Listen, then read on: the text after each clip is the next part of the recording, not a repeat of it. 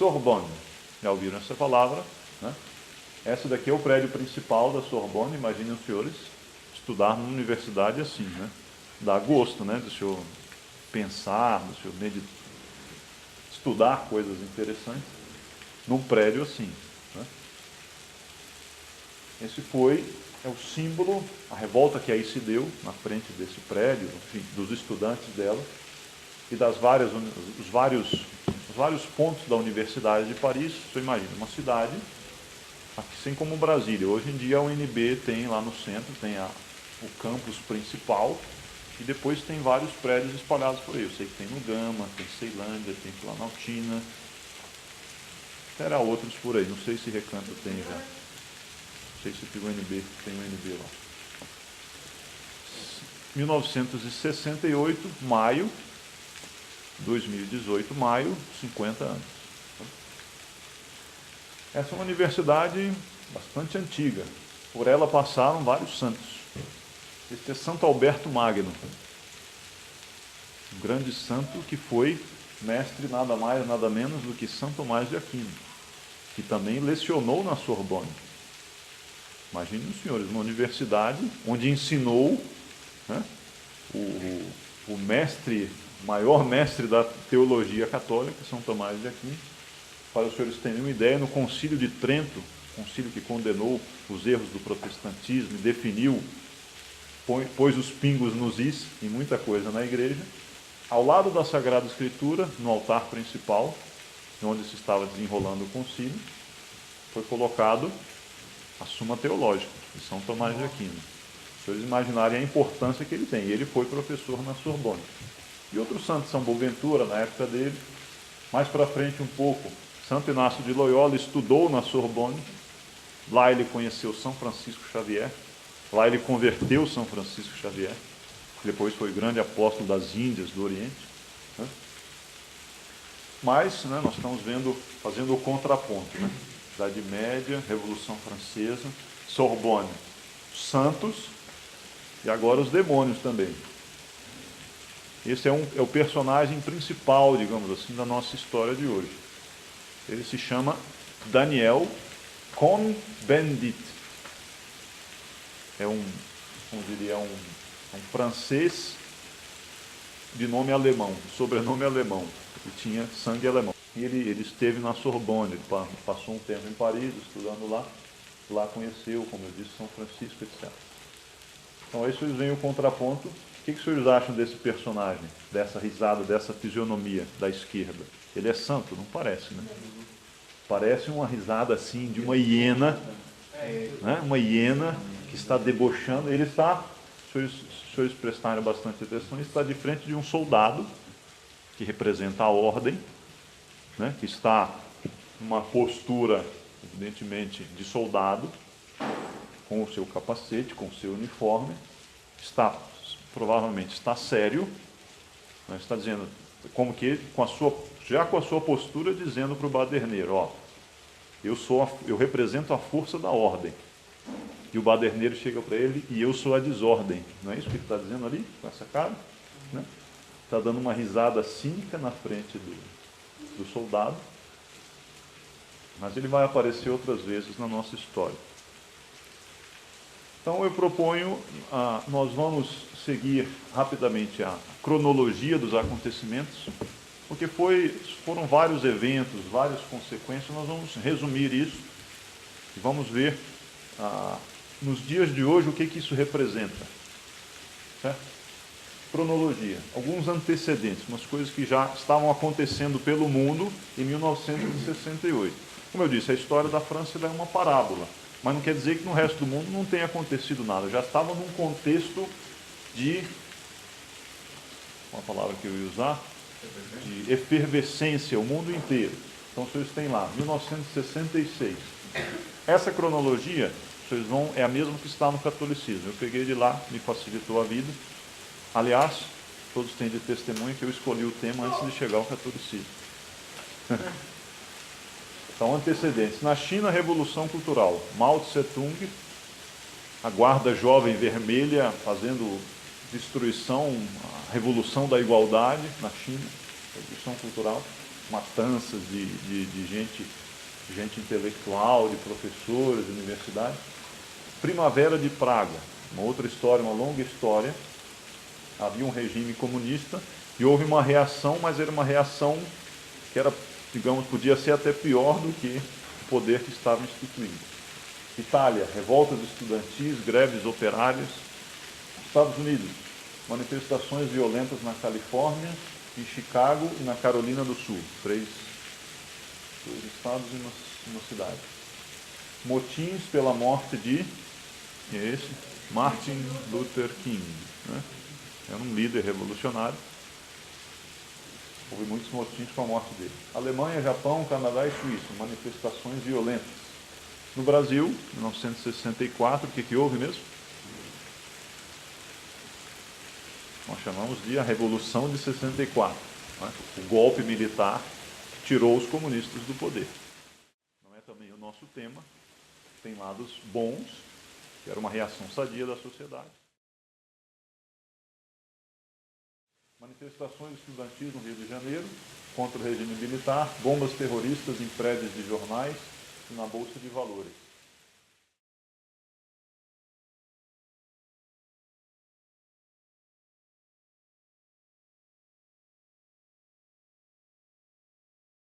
Na França, a nossa parábola. Maio de 68. Já os antecedentes, no mês de março, em um daqueles campus, né, um das áreas da Universidade de Paris, no subúrbio, nessa cidade de Nanterre, começou uma revolta entre os estudantes. Curiosamente, a gente sempre pensa assim, bem, né? As revoltas surgem de necessidades sociais, o país em crise, pobreza, fome, né? Curiosamente, a França atravessava um período de bonança, de bastante facilidade econômica.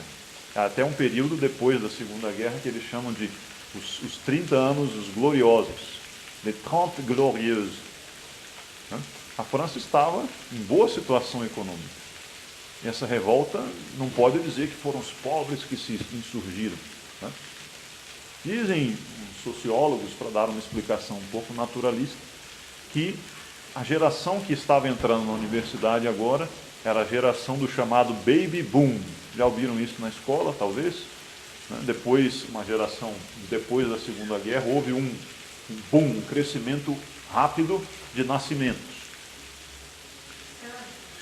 Talvez já tenham ouvido falar essa expressão. E essa geração estava chegando nesses anos na universidade. E a mesma estrutura de antes se viu de repente com um aumento do número de estudantes. Então, estruturas apertadas para muita gente, digamos, isso foi gerando insatisfação, não sei o quê. Só que havia coisas muito mais profundas. Né? Para vocês terem uma ideia, já vamos dando alguma dessas coisas. Era todo um sistema tradicional, havia alojamentos, evidentemente, como ainda há hoje, alojamentos masculinos e alojamentos femininos. E os líderes da revolta, eles foram insuflando os outros, né? Infelizmente, muita decadência moral já havia nessa época.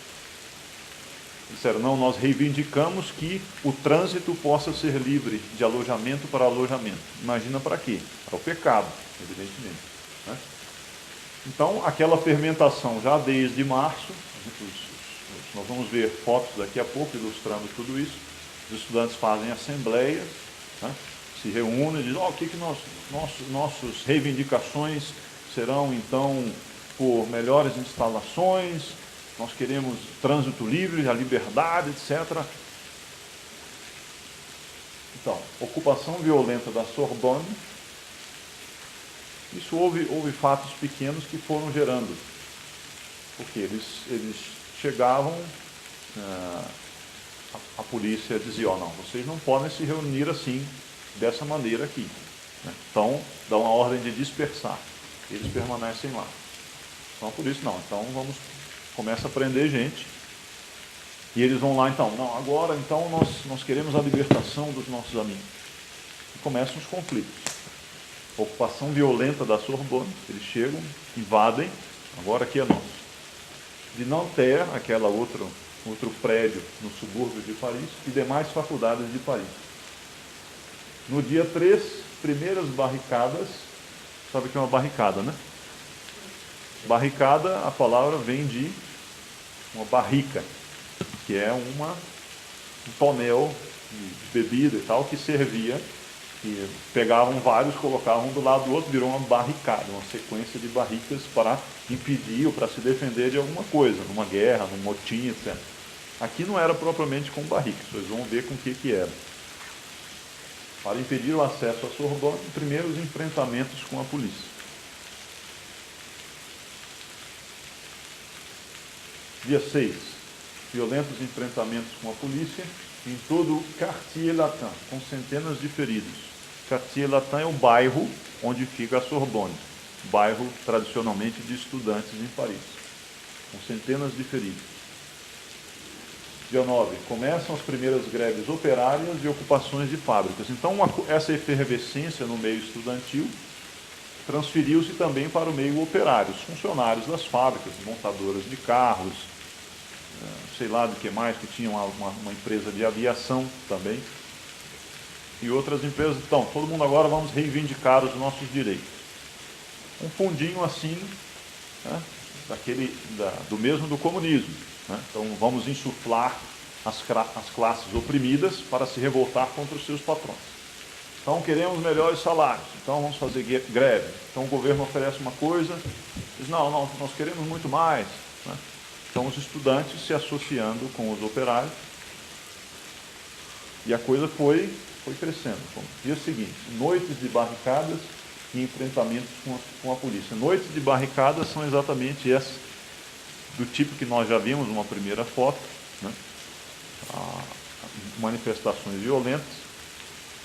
Deixa eu chegar na foto, a gente explica melhor, porque fica mais fácil de ilustrar.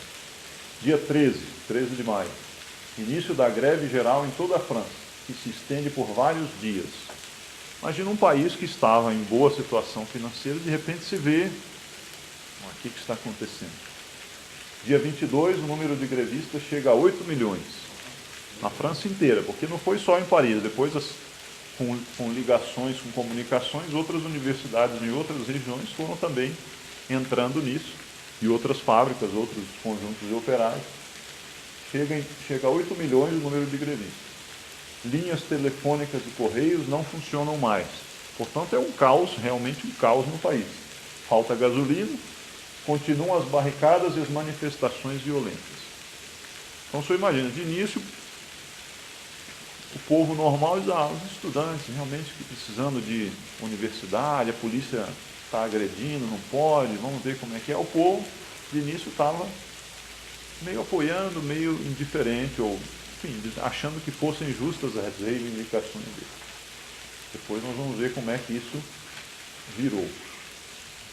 Então, algumas ilustrações aí. Esse que está ao microfone é exatamente aquele mesmo personagem nosso, da risada de hiena, Daniel Cohn-Bendit. Uma assembleia. Eles estão definindo quais são as nossas reivindicações. Então, a ocupação das ruas, exigimos os nossos direitos, a libertação dos nossos amigos. Pois não. Tem diferença, não? Eles ainda tinham gravata. É isso exatamente que eu ia dizer agora. Os senhores notem, para nós olhando isso, puxa, isso aqui são estudantes super conservadores. Se nós formos comparar as modas de hoje, as modas de então, eu vou dizer, mas puxa, que revolução que foi essa, que tratava todo mundo de paletó, alguns de gravata, etc. Né? E, no entanto, nós vamos ver pelos resultados dessa revolução, exatamente o que eles estão pedindo aí é o que eles vão conseguir depois em toda a sociedade. Novamente, notaram o nosso personagem aqui? Daniel Cohn-Bendit. Mas olhem os trajes. Já não está tão assim, mas continua. Manifestação estudantil. Então, ouvriers étudiants, unis nous vaincrons. Difícil? Operários e estudantes, unidos nós venceremos. Então foi uma tática deles, os estudantes, vamos trazer para o nosso lado os operários, que é uma força, uma massa de manobra interessante. Vamos dizer, não, vocês estão ganhando pouco. Esses capitalistas aí, esses burgueses, eles, está vendo, estão ganhando milhões, vocês aí no mesmo salário de sempre, vamos exigir. Então essa greve que vai chegando a milhões de pessoas. E a rua aqui é Veja bem. Champs-Élysées? Champs-Élysées, isso daí. Campos Elíseos. Veja bem que realmente, né, não é igual a manifestação dos homossexuais que diz que tem 1 milhão onde só cabem 200 mil, né? Aqui tem bastante gente mesmo. Se vê por metro quadrado quantas pessoas tem, né? Um formigueiro. Mais fotos, enfrentamento com a polícia. Esse personagem que está aí atirando a pedra na polícia, ele bem pode estar movido por aquele sejamos realistas, exijamos o impossível. Está vendo? Ele está enfrentando todas as forças da ordem, ele está exigindo meio impossível, né? Isso é no dia seguinte de uma das noites de barricadas. Vejam como eles eram assim, comportados, civilizados, né? Tudo quanto era carro eles viravam para evitar da polícia avançar, tacavam fogo nos carros, ou o fogo acabava pegando. Vejam que tem muitas pedras aí, né?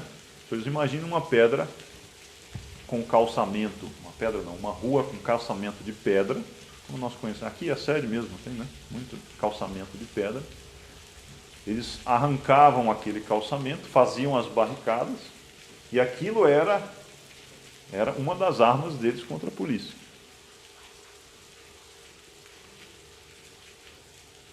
Veja aí, eles em plena ação, né? Eles viraram, saía de tudo que podia para fazer uma barricada. E aí a polícia dando um jeitinho neles.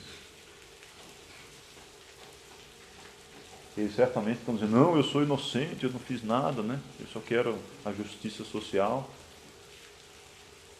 Mais algumas. Estão vendo ali a barricada? As pedras empilhadas no chão. E aí a polícia avançando. O governo pôs em ação uma tropa de elite que chamava-se CRS.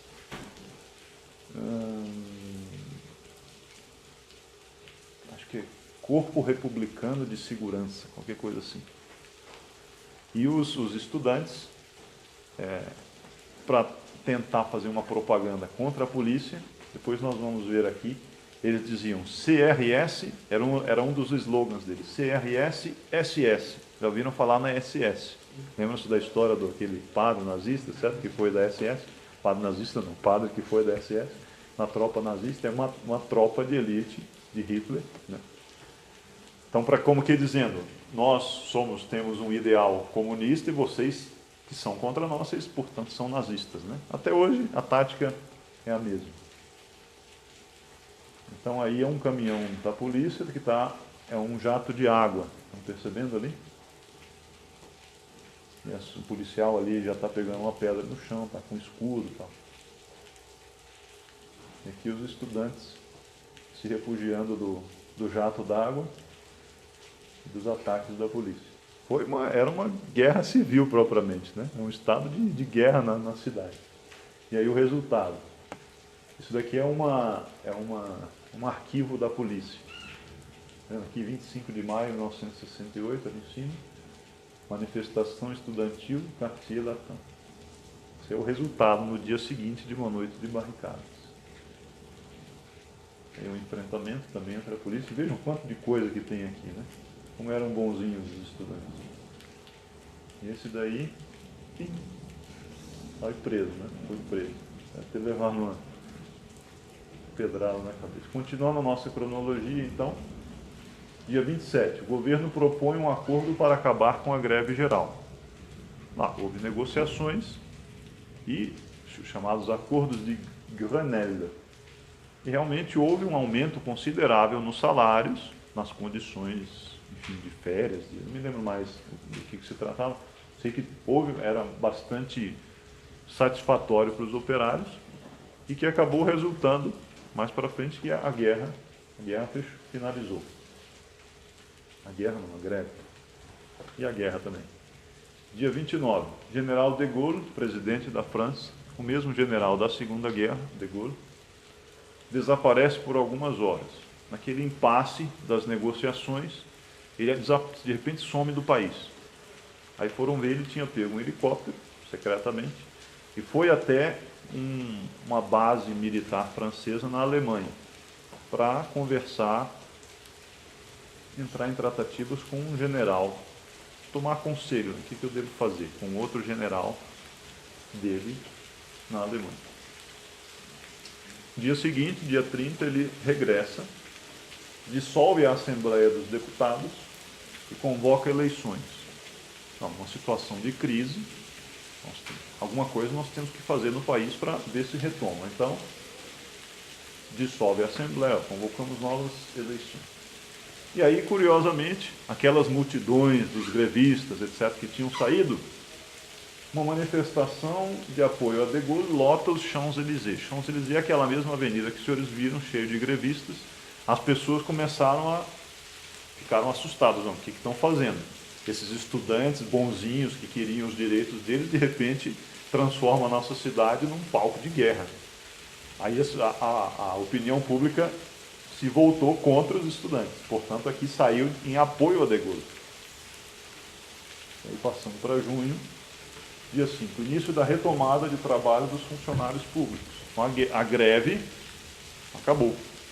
Pouco a pouco, os transportes e demais setores econômicos retomam suas atividades. E aí o país retoma, dias 14 e 16, vamos ver foto disso, evacuação pela polícia da Sorbonne e do Teatro Odéon, ocupados até então. Os estudantes tinham tornado esse teatro, imagina, um prédio mesmo, um edifício onde funcionava um Teatro Odéon muito famoso, que era da elite de Paris. Eles tomaram assim como um ato de revolta e dizer, isso aqui agora é nosso, né? Isso aqui que era representação da ordem burguesa, agora nós tomamos o poder. E faziam lá verdadeiras orgias, né? Não dá nem para contar as barbaridades que eles faziam lá dentro. Dias 23 e 30, eleições legislativas com ampla vitória dos deputados gaullistas. Então, o De Gaulle ficou com medo, ó, de repente eu dou esse passo, faço essa jogada política e eu saio perdendo, vamos ver o que acontece. Aí convocou as eleições e ganhou uma ampla maioria, então ele saiu ganhando no final das contas. Então, mais algumas fotos. Esse aí é a ocupação do Teatro Odéon, cheio de estudantes. Imagina que eles fizeram com a rua, imagina que eles devem ter feito com o teatro também, né? Eram civilizados, comportados, bem educados, né? E aqui eles sendo tirados. Vejam o chão como é pavimentado, tá vendo? Imagina uma rua assim que eles foram arrancando com ferramentas, arrancando essas pedras para atacar na polícia. E aqui uma manifestação por De Gaulle, pelo presidente, né? Essa aqui acho que não foi em Paris, essa é em outra região da França. Então, retorno à normalidade, aparentemente, né?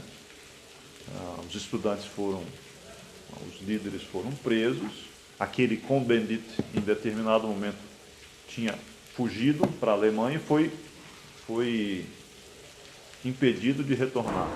Ficou barrado na fronteira, não deixaram ele voltar. Por um momento depois ele pôde voltar. Mas a coisa amainou, os estudantes retornaram, a vida universitária voltou ao normal, o país, como nós vimos em termos políticos, voltou ao normal, a economia, né? Claro, aos poucos foram consertando a cidade. Retorno, a princípio, uma revolução que perdeu, né? Voltou a calmaria. Daniel Cohn-Bendit. Esse hoje em dia é eurodeputado. Vamos chegar lá. Realmente retornou à normalidade? O mundo voltou a ser como era? Evidentemente não, né? O tempo avança mais rápido do que nós, então teremos que correr um pouquinho. Essa é uma série, é uma compilação de vários slogans que os estudantes passaram a pichar em toda parte, né? Não sei se um dos slogans era exatamente esse: escreva em todas as partes. Qual que era a reivindicação deles? Era quebrar a ordem, né? Quebrar a lógica, como que dizendo, agora a lógica não vale mais. Aquela nossa frase do início, que os senhores ainda guardaram, né? Está ali no cantinho, isso aí é realista de maneira não possível, é mais ou menos isso. Não existe mais lógica, né? Não existe a premissa e a conclusão. A premissa, sejam realistas. Conclusão, exijam o impossível. Uma coisa não casa com a outra. E, no entanto, quebra da lógica, quebra da ordem. Eu vou escrever numa parede, vou escrever na cidade inteira, pichar a coisa, né? Isso ainda, para nós hoje, isso não é tão chocante, porque nós, infelizmente, vamos acostumando com esse mundo, né? Vemos pichação em tudo quanto é lugar. Hoje é grafite, hoje é arte, né? Vamos ver algumas coisas. Por exemplo, aquele lá de cima. A imaginação no poder. Tudo isso era o pensamento deles, um pensamento caótico, mas com uma lógica no fundo. De quebrar a ordem, de destruir a ordem. Está vendo aqui o CRS, SS? Esse aqui, SS seria uma cara de caveira, tá vendo? O cacetete aqui, eram aquela ordem. E aqui no meio, o mais famoso de todos. Talvez alguém se lembre, quando ouviu, Revolução Estudantil, 68, é proibido proibir. Il est interdit d'interdire. Também é uma contradição, já no próprio enunciado. Eu te digo assim, a verdade não existe. Ora, então você está me dizendo que isso é uma verdade, né? A inexistência da verdade é uma verdade. Dá para entender? A mesma coisa aqui. Eu te proíbo de proibir qualquer coisa. É uma proibição. Certo?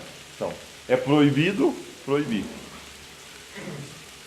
É contradição? É uma contradição interna, né, na frase.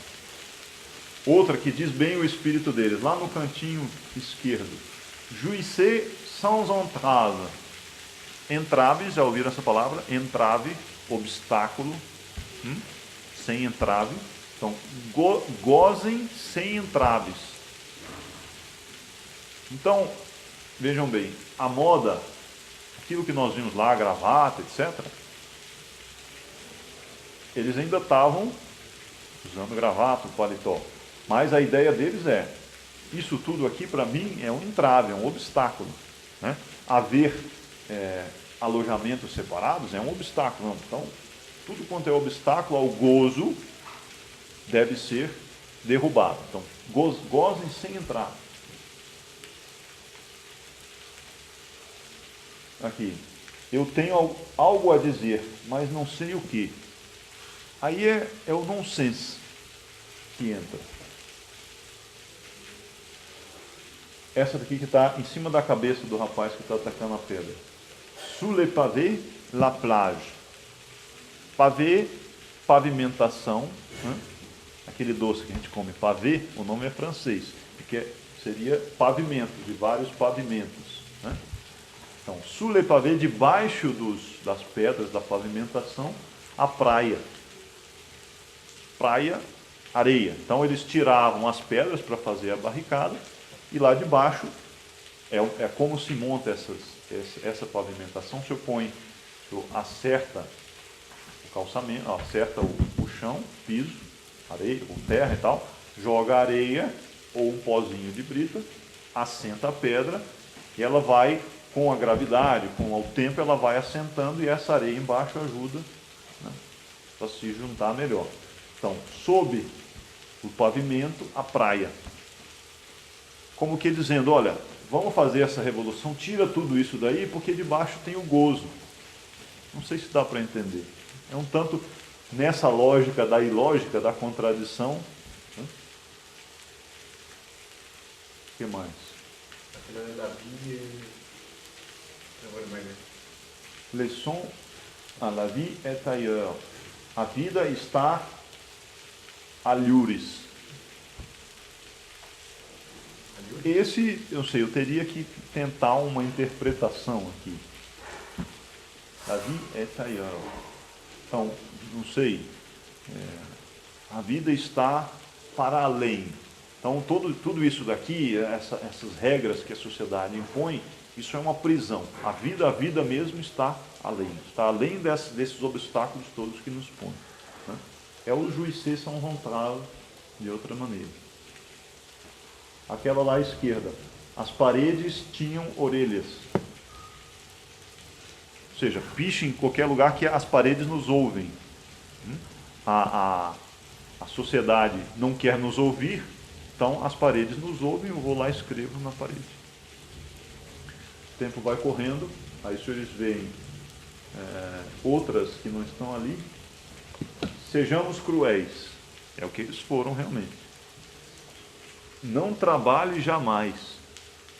Ne travaillez jamais. Não trabalhe nunca. E lá, ela mostra um aspecto dessa revolução, dessa revolta, bastante significativo. É uma pergunta. Isso aí certamente foi pichado num umbral, numa parede, no muro externo de uma capela. É o que está dito lá, ao lado da esquerda. Como pensar livremente à sombra de uma capela? Ou seja, se eu tenho uma religião me ensinando dogmas, me dando regras de vida, como é que eu vou pensar livremente? Então, no fundo, tiremos essa religião da nossa vida, né? Para poder pensar livremente. Então, aquela pergunta lá, a realidade... como é que era que eu tinha posto lá? A coisa voltou ao normal. Será mesmo que voltou ao normal? Essa é uma declaração desse líder deles. Está em francês que eu preferi traduzir assim, explicando do que uma tradução literal. Veja, isso aqui é profundo, é inteligente e quer dizer o fundo do que eles pensavam. Nous avons proclamé, nós proclamamos, no passado, nós proclamamos os direitos do presente contra o passado. O presente para ele é a novidade que eles estão trazendo. Então, os estudantes revoltados, os estudantes querendo o prazer, querendo se libertar das regras, nós proclamamos os direitos do presente contra o passado. Nós elevamos, nós carregamos a voz do instante, do agora, diante dos guardiões de museu. É difícil de entender. Isso é profundo, assim. Não sei se deu para entender. Alguém arriscaria uma explicação? Então, nós proclamamos os direitos do presente, de nós gozarmos sem entraves, contra o passado, contra as regras, contra a sociedade imposta também pela igreja, lembra da pichação da capela. Até aí está mesmo, mas... Depois, o que vem depois? Gardien de musée. Musée é museu. Guardião de museu. O que é o museu? O museu é o passado. O passado que está lá exposto. O que para eles é o passado? São as regras, é a sociedade, no fundo a civilização cristã. Eles querem se liberar disso. Né? A voz do instante. Então ele diz assim, eu não preciso me preocupar, o homem ele tem que viver para o prazer, então é o instante que vale. Eu não preciso me preocupar em ter uma profissão, em construir um futuro, em construir uma família, algo sólido. Eu vivo para gozar. Isso é o instante para ele. No fundo é a mesma luta entre passado e presente. Então o guardião do museu, ele diz, o policial para ele é um guardião de museu. Ele protege uma ordem, que é uma ordem que o revolucionário não quer mais. Ficou mais ou menos claro? Deu para entender? O tempo passa. Bom, agora nós vamos ver, até onde o tempo deixar, alguns reflexos contados por testemunhas que viveram a época, alguns reflexos dessa revolta, se realmente essa revolta se cingiu, ficou lá só entre os estudantes, depois tudo voltou ao normal. Veja bem, este personagem, Cardeal Lustiger, não foi uma pessoa boa, infelizmente. Vejam, ele está na mão esquerda, ele tem uma cruz, se é que os senhores conseguem definir. Ele era progressista, bastante progressista. Foi, né? Já morreu. Foi cardeal arcebispo de Paris. Na época de 68, ele era capelão da universidade, portanto, ele estava muito próximo ao que aconteceu. Declarações dele. Então, o espírito de maio de 68 expandiu-se por todo o corpo social. O que é o espírito de maio de 68? Essa revolta interna contra a ordem.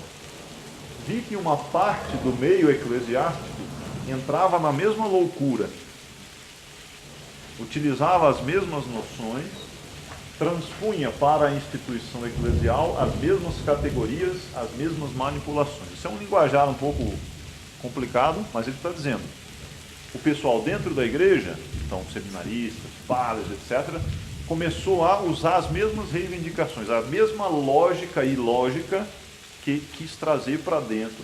Então, estava escandalizado, eu como capelão, estava escandalizado com a ideia de que padres ou leigos tratassem a própria igreja e sua hierarquia como os estudantes ou os grupos esquerdistas tratavam a instituição universitária. Então agora são os nossos direitos, vamos fazer greve porque não estamos satisfeitos com o café da manhã que temos no seminário, ou o sermão do padre não está bom, nós nos revoltamos, vamos deixar os nossos pedidos pichados na parede da igreja. Imagina, que isso fosse transposto para a igreja. É o que ele está dizendo, ele estava escandalizado. E olha que ele não era um personagem assim, amante da tradição, né? Saiu recentemente num jornal francês, Figaro, chamado, uns depoimentos de pessoas que eram jovens na época, né? Então, houve um antes e um depois de maio de 68. Lembre-se, a pergunta é: a coisa voltou ao normal? Retorno à normalidade? É isso que você tinha dito. Classes mistas, desaparecimento das jaquetas, uma vestimenta, um uniforme mais composto.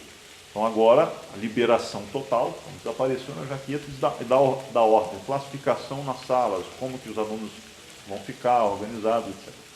Calças e maquiagens autorizadas para as meninas, nós estamos falando da moda, ainda era uma moda, de certa maneira, pomposa, não, agora vai mudar. Mulher pode usar calça.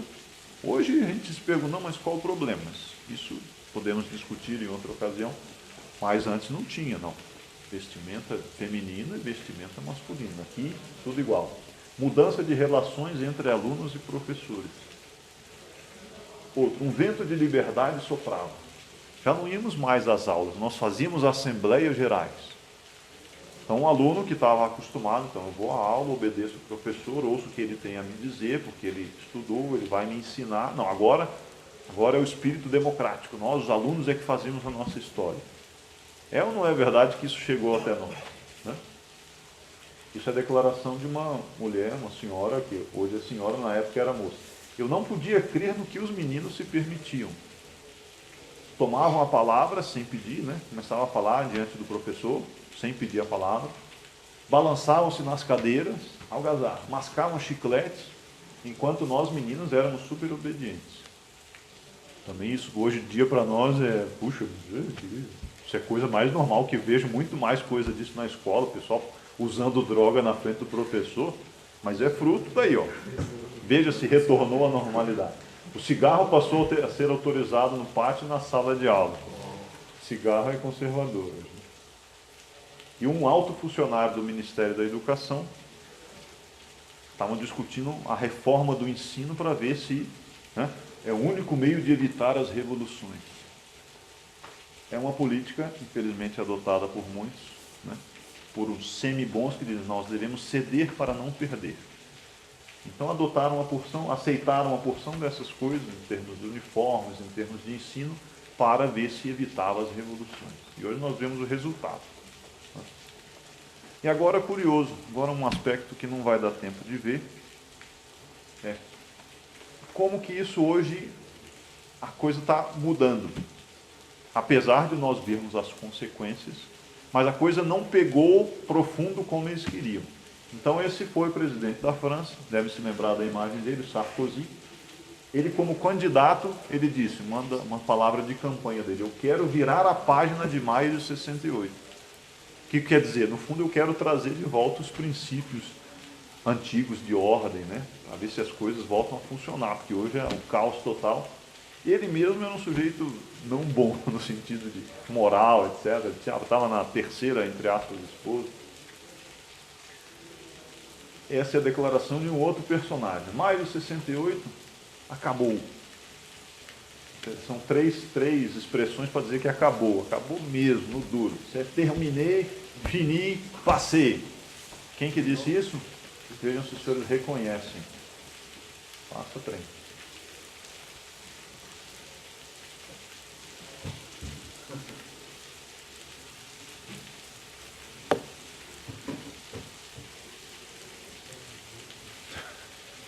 A bateria está acabando. Seu Pause, pega para mim rapidinho lá. É por isso que não está passando.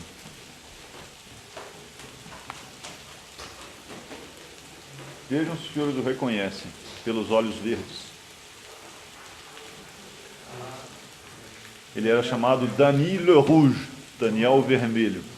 Hoje é o Daniel o Verde. Ele virou um burguês. Ele se burguesou. Não, maio de 68 acabou. Ele aderiu o que antigamente era legal. Não inteiramente, mas ele quer dizer, não, nós éramos estudantes na época, pensávamos assim, avançado, mas já conquistamos o que nós precisávamos, né?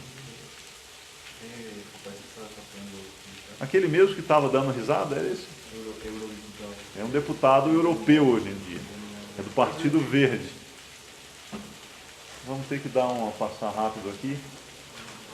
É uma mudança que deu. Era um slogan da época. Corre, camarada. O mundo velho, ou seja, a polícia, vem atrás de você. Corre, avance na sua direção do que você quer, da liberdade. Aí hoje fizeram uma paráfrase, mudaram uma paródia desse slogan. Pare de correr, camarada. O mundo velho te superou numa virada à direita. É uma coisa curiosa que nós vemos isso no sentido de uma juventude conservadora. Esse aqui eu vou passar rápido. Isso nós testemunhamos hoje em dia. Movimentos conservadores, moças que querem agora ir à igreja de saia, de véu. Como é que se explica isso? Nessa revolução indumentária toda que nós vivemos, chegamos ao nudismo. Por que agora então tem uma juventude que quer um passado que ela nem conheceu? Que quer uma missa em latim? Que história é essa? Nem sabe latim agora, que é uma missa em latim. Como é que se explica essa volta? E aí eu coloco uma pesquisa em 2008, 10 anos atrás, um artigo também do catolicismo que mostrava essa pesquisa. A juventude é conservadora, né? Como é que se explica isso? Vocações religiosas em ordens conservadoras. E aqui, não queria deixar de fazer um tributo ao senhor Dr. Plínio Corrêa de Oliveira, que ele fundou, a TFP, ele chamava de a trilogia da anticontestação. Vocês lembram, Revolução Francesa? Qual era a trilogia da Revolução Francesa? Liberdade, igualdade e fraternidade. Era a trilogia da contestação, a contestação da ordem antiga, a ordem da nobreza, a ordem medieval. Em certo sentido, maio de 68 foi um avanço no sentido dessa trilogia, né? Liberdade total, igualdade total, né? Fraternidade, como eles entendem. E TFP vem ser exatamente a trilogia da anticontestação.